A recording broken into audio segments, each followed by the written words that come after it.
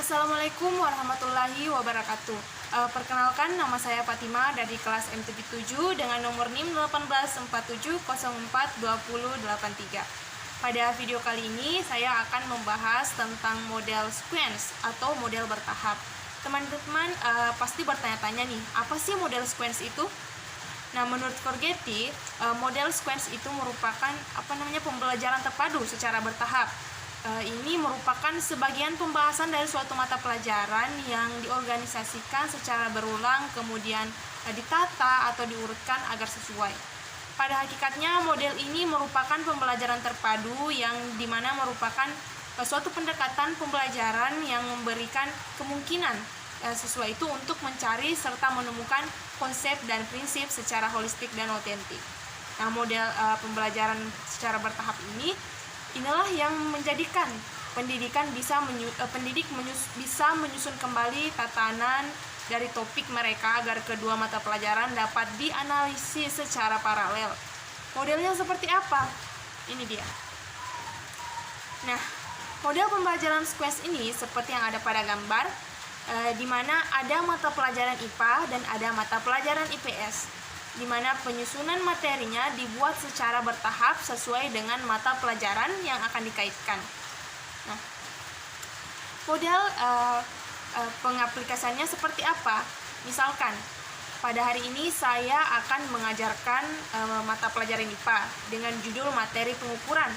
Saya akan mengaitkan materi hari ini dengan materi IPS, yaitu bumi tempat tinggal kita, yang telah dipelajari siswa sebelumnya. Minggu lalu, anak-anakku sekalian telah belajar tentang bumi tempat tinggal kita. Ibu ingin bertanya, ada apa saja sih di bumi kita ini? Ada pohon, Bu, rumah, gedung, misalkan. Oke, gedung. Gedung terbentuk, berbentuk apa? Bagaimana cara menghitung luas si gedung? Ya kan? Akhirnya masuklah pada materi pengukuran. Seperti itu. Dan begitu pula seterusnya. Nah, untuk mengaitkannya sendiri sebenarnya bisa menggunakan lebih dari 2 mata pelajaran. Namun yang sering digunakan itu hanya 2 mata pelajaran saja, dikarenakan akan sulit untuk penataan materinya nantinya, dan malah ditakutkan akan overload.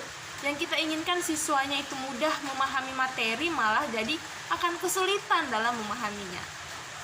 Baik, terima kasih. Baiklah, saya akan melanjutkan materi tentang model pembelajaran sequence ini. Adapun materi berikutnya ialah ciri-ciri dari model pembelajaran sequence.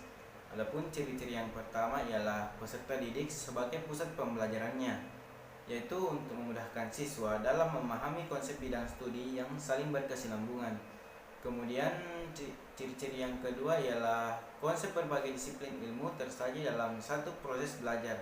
Kemudian yang ketiga ialah guru-guru bekerja sama untuk menyusun konsep-konsep yang saling berkesinambungan untuk pelajaran peserta didik. Kemudian materi berikutnya ialah kelebihan dan kekurangan model pembelajaran sequence ini.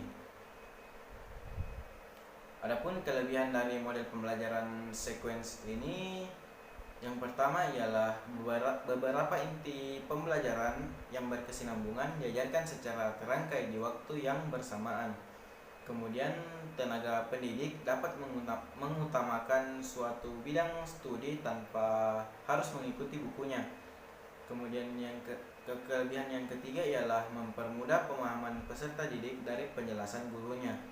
Kemudian yang keempat, analisis rangkaian inti pembelajaran akan menambah kreativitas tenaga pendidiknya. Kemudian hubungan antar guru bidang studi yang berbeda akan semakin erat. Kemudian yang keenam, kegiatan yang berlangsung terhadap satu bidang studi akan mengakibatkan peningkatan terhadap pembelajaran yang lainnya. Kemudian berikutnya ialah kekurangan dari model pembelajaran sequence ini. Adapun kekurangan yang pertama ialah kerjasama antar guru mata pelajaran yang berbeda sangat dibutuhkan karena sangat sulit untuk menyatukan konsep pembelajaran terhadap masing-masing pendidik. Dan juga durasi tiap-tiap mata pembelajaran akan berbeda-beda. Oleh karena itu, setiap inti pembahasan pada pelajaran yang berbeda tidak akan terselesaikan dalam waktu yang sama. Kemudian dalam penyusunan kurikulum, Setiap guru mempunyai hak otonomi. Hak otonomi merupakan hak dalam membuat keputusan dalam mengelola kehidupannya dan tidak mengandalkan orang lain. Sejauh ini, pembuatan kurikulum dikhususkan untuk siswa dan bukan pada pendidik. Berdasarkan pada realita yang terjadi sekarang, dalam pembuatan kurikulum, guru belum mampu menunjukkan kreativitas dan jiwa profesionalismenya. Terima kasih, saya serahkan kepada pemateri selanjutnya. Nah, selanjutnya saya akan menjelaskan manfaat dari model sequence. Nah, di mana dari sudut pandang siswa dengan pertimbangan urutan topik dari disiplin ilmu yang terkait dapat membantu mereka untuk memahami mata pelajaran yang telah diajarkan. Contohnya itu guru bahasa Inggris mengajarkan periode sejarah nuklir tertentu, sementara guru sejarah juga mengajarkan periode sejarah yang sama.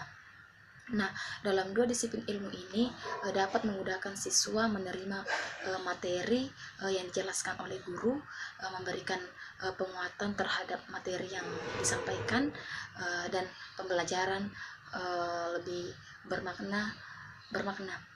Nah, adapun implementasi model pembelajaran sequence ini, model sequence ini berguna pada tahap awal proses integrasi atau pembaharuan yang menggunakan dua bidang disiplin yang mudah dikaitkan dengan yang lainnya.